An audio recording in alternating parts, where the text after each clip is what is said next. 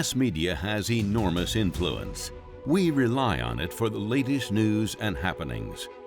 Traditionally, we also regarded it as the guardian of the truth and core values.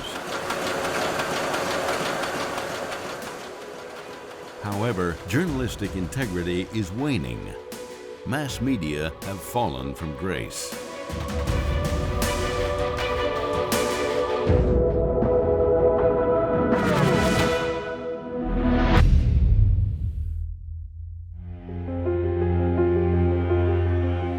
In a recent Reuters survey, Americans' trust in media ranked the last. The 2021 survey covered over 92,000 online news consumers in 46 countries. It shows only 29% of Americans trust their media, below all other countries. Undeniably, trust in media is at an all-time low in the United States, and for good reasons. This is an ABC News special report. ABC's lead investigative reporter Brian Ross appeared to be... In December of 2017, ABC News suspended a senior investigative journalist for 4 weeks and issued a correction of his work because he had created a false report.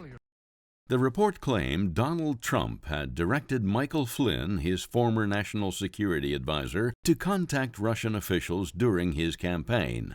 It never happened. We're actually correcting a story that we have been reporting throughout the day today. Also, in December of 2017, CNN ran a correction of a date. With the wrong date, the news story falsely reported that Donald Trump Jr. received documents from WikiLeaks before WikiLeaks released them to the public. The corrected date showed he received them after the documents went public. In January 2019, a video became viral. Kentucky high school student Nick Sandmann faced Nathan Phillips, a Native American political activist, in a crowd in Washington, D.C. Phillips was attending the Indigenous Peoples March. He told reporters he was trying to defuse a tense situation. Some of the students had just had a loud encounter with another group. Sandmann was attending the Right to Life March. He said he also was trying to de-escalate the situation. He wasn't sure why Phillips had approached him and the other students. Social media exploded with accusations of racism and privilege, among other things. News outlets like NBC, The Washington Post, and CNN began reporting this story with a slant, making Sandmann appear the aggressor. Later, it became clear that Sandmann did nothing to provoke Phillips. On December 17, 2021, NBC reached a private settlement with Sandmann in a $275 million lawsuit. It came after 2 settlements with The Washington Post and CNN. He settled the $275 million lawsuit with CNN in January 2021 and the $250 million lawsuit against The Washington Post in July 2021.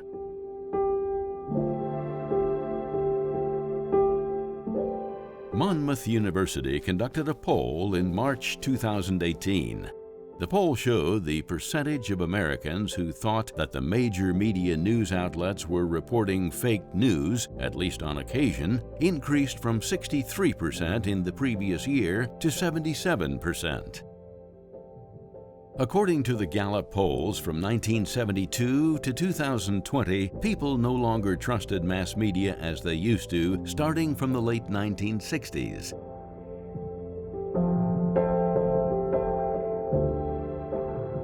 How did we get here? To examine the causes, let's go back to events 60 and 70 years ago in the U.S. and worldwide. After World War II, some socialist countries, led by the former Soviet Union, formed the Communist Bloc. In 1949, the Chinese Communist Party, or CCP, took over mainland China and made the Communist Bloc unprecedentedly strong. The CCP initiated political movements, one after another, to solidify the totalitarian regime.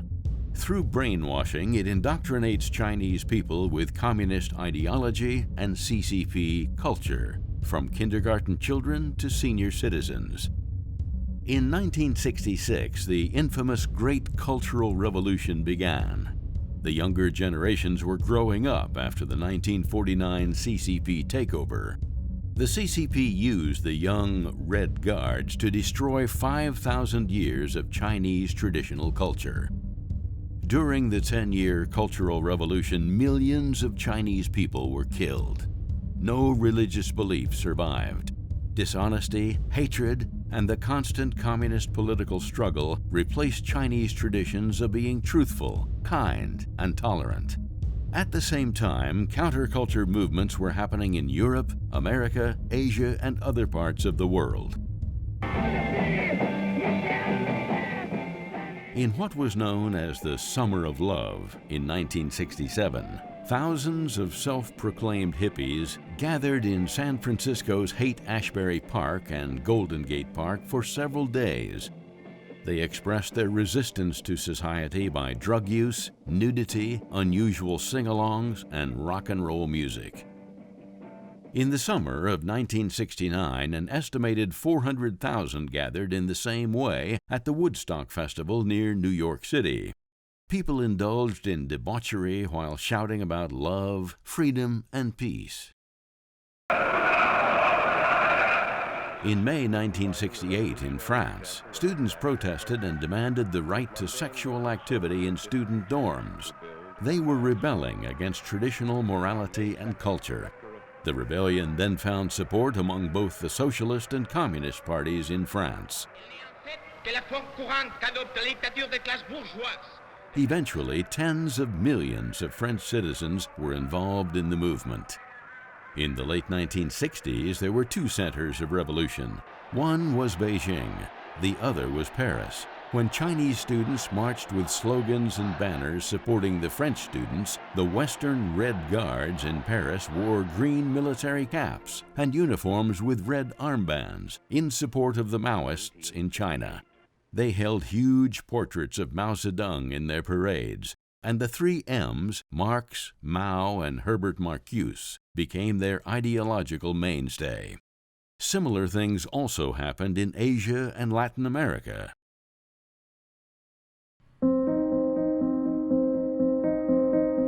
In July 2016, California adopted a new social science framework for public elementary and high schools. Content in history and social science courses such as the founding spirit of America and military, political, and diplomatic history has been watered down or ignored. In contrast, the values of the 1960s counterculture were highlighted and presented as the nation's founding principles. The curriculum also articulated an anti-traditional framework.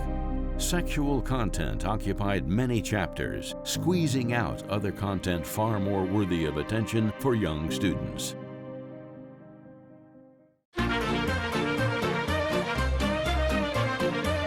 Nations may have different cultures. They have a similar set of core values. All ethnic groups attach importance to honesty, kindness, justice, selflessness, and the like, virtues that every nation has paid tribute to and passes to their descendants through upbringing. People believe that the divine handed down the culture and code of conduct that humankind should possess and embody. When people no longer believe in the divine and traditional culture, human morality will deteriorate. We see it in every sector of our society: the media, politicians, and even some law enforcement personnel being dishonest and untrustworthy. The 1960s young rebels had become leaders and mainstays in various key fields such as media, government, education, legislative, and political organizations.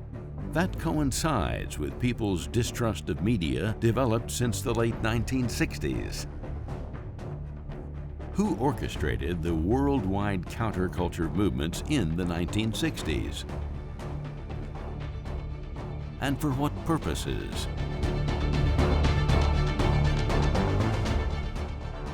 A simple answer to these questions may be that the communist bloc had viewed the Western free world as their #1 enemy and developed detailed strategies to dismantle the Western world, especially the United States.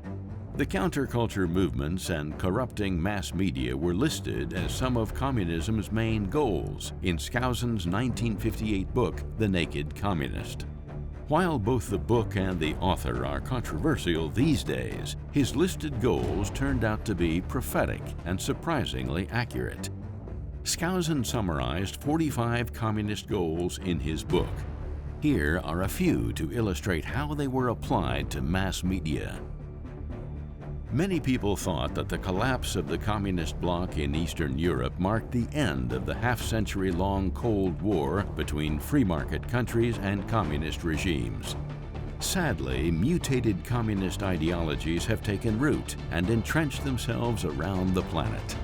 30 years after the Berlin Wall and the Soviet Union crumbled, the communist regime in China has gained global influence, both economically and militarily. It is much stronger than the Soviet Union in the last century. I think this is one of the most serious threats to our country at the present time. Some thought leaders have recognized the communist strategies. Curtis Bowers produced 2 films, Agenda 1, Grinding America Down, and Agenda 2, Masters of Deceit. The films illustrate how communism has been grinding down America step by step, sector by sector, covering ideology, politics, governments, education, religious beliefs, family values, mass media, legal systems, popular culture, and arts.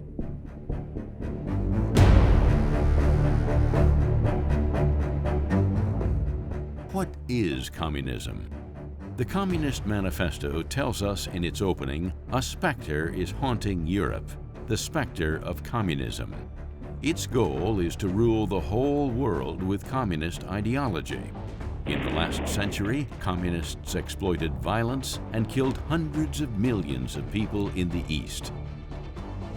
In the West, they infiltrated and gradually transformed Western capitalism into socialism, the precursor of communism, as claimed in the Communist Manifesto. The corruption of mass media is an example of the success of communist efforts. Surveys also show that roughly half of the millennials have a favorable view of socialism. Only a quarter of the baby boomers held a positive view of socialism.